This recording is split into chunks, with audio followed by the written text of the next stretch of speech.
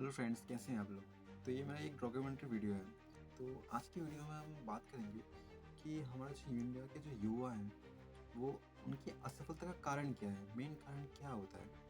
मैं भी एक युवा हूँ, तो उस हिसाब से मेरी जो एक्सपीरियंस है, उसको मैं आपके साथ कुछ शेयर करना चाहता हूँ कि इस मतलब इंडिया में इतना इतना युवा अनसक्सेसफुल क्यों है?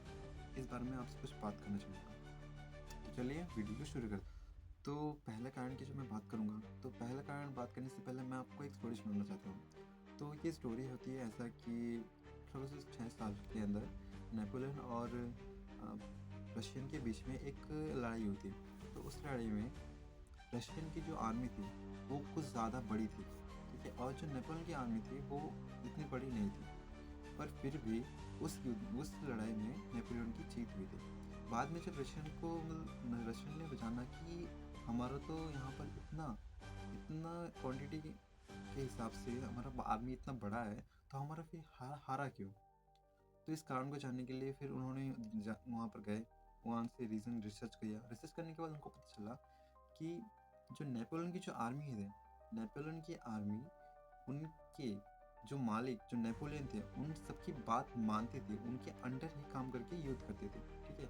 और जो उनकी जो रशियन की जो आर्मी थी, वो खुद की मर्ज़ी से डिसाइड करके लड़ाई करती थी। तो इस वज़ह से उनकी हार हुई। तो उसी टाइम उन लोगों ने डिस्कस करके बहुत दिनों से डिस्कस करा कि हम अपने आर्मी को अपने लोगों को एक माइंडसेट कैसे दें। तो उसी माइंडसेट के लिए उन्होंने एक नियम बनाया एजुकेशन सिस्टम का, जिनमें से उनके देश में जो बच्चा जन्म होता है, जन्म होने के बाद जब वो पूरा मैच्योर हो जाता है, जब उसका ज्ञान आने लगता है, जब वो सोचने समझने की शक्ति उसको मिल जाता है, तो उसको एक एजुकेशन सिस्टम में बाँधा जाता था कि उसको कंपल्सरी उसको एजुकेशन देना ही पड़ेगा और उसको स्कूल में जाना ही पड़ेगा। तो तब से एजुकेशन सिस्टम स्टार्ट हुआ है। उसके बाद ये एजुकेशन सिस्टम स्टार्ट होते वहाँ से लेकर पूरी दुनिया में फैल गया है और पूरी दुनिया में फैलने के बाद ये इंडिया में भी आया था अंग्रेज़ की बदौलत।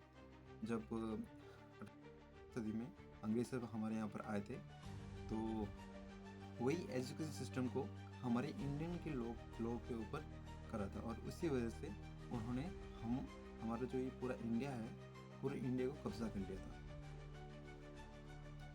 तो पहला तो वही होता है कि एक बच्चा जब जन्म होता है, तो जन्म होने के बाद उसकी जो जब उसका माइंड जब हो जाता है एजुकेशन लेने के लिए, तो उसको मिनिमम 15 साल तक एक एजुकेशन सिस्टम में बांधा जाता है कि उसमें उसको सिखाया जाता है कि हमें सब बड़ों की रिस्पेक्ट करनी है, एक अच्छी डिग्री लेनी है, परिवार की पालन-पोषण करनी है, जो भी है वही सब करनी है। तो उसको एक वही एजुकेशन सिस्टम में एक बांधा जाता है। इसको उसको बस ये पता होता है कि हमें ग्रेजुएट हो गए, हमें बस अच्छी खासी डिग्री लेने के बाद एक अच्छे जॉब में जाना पड़ता है, ठीक है?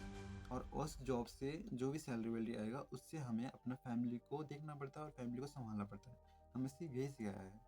पर इस दुनिया में हमारे इंडिया में ही बहुत से ऐसे लोग हैं, इंडिया में हमारी पूरी दुनिया की बात कर रहा हूँ।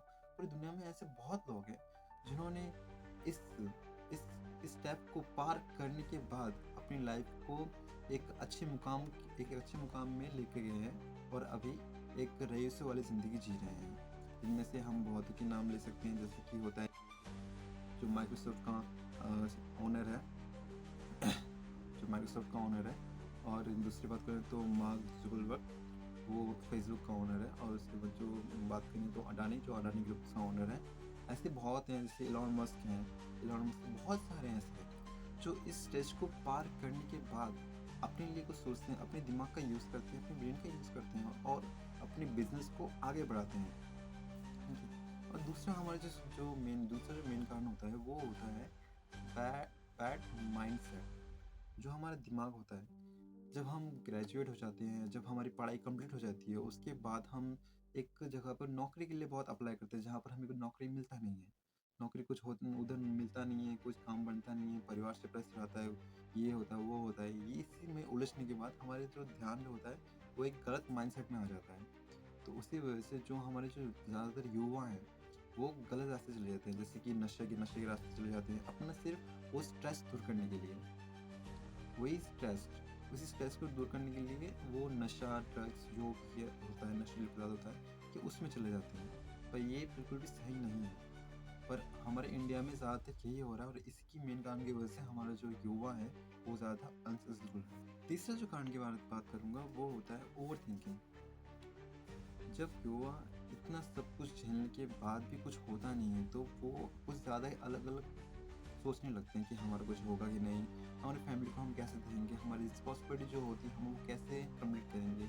इनमें एक उनका एक टेंशन हो जाता है कि वो क्या करें, नहीं करें। फिर उसके बाद कभी उनको ही एक तो उनका एक छोटा-सा जॉब मिल जाता है, जो जॉब तो होता है पर उसकी सैलरी बहुत कम होती है, जिसमें ना उनका ठीक-ठाक परिवार चल पाता है, ना वो खुद चल पाते हैं, ना वो गाड़ी ले सकते हैं, ना वो बंगला बना सकते हैं, कुछ भी नहीं कर सकते। वो ऐसे एक नौकरी नौकरी मिल जाती है और वो उसी नौकरी को ले लेते हैं, ये सोचकर कि इसके अलावा हमारे पास और कोई नौकरी होगा ही नहीं। ये सोचकर वही एक नौकरी ले लेते हैं और उसी नौकरी में पूरी अपनी जवानी पूरी बिता देते हैं और एकदम अपना करियर जो है उसी नौकरी के ऊपर छोड़ देते हैं। पर युवा को ये पता नहीं कि इस नौकरी से सिर्फ वो अपनी कंपनी का जो मालिक है उसी को और अमीर से और अमीर बना रहे हैं, पर खुद उसी एक नौकरी में उलझे रह रहे हैं।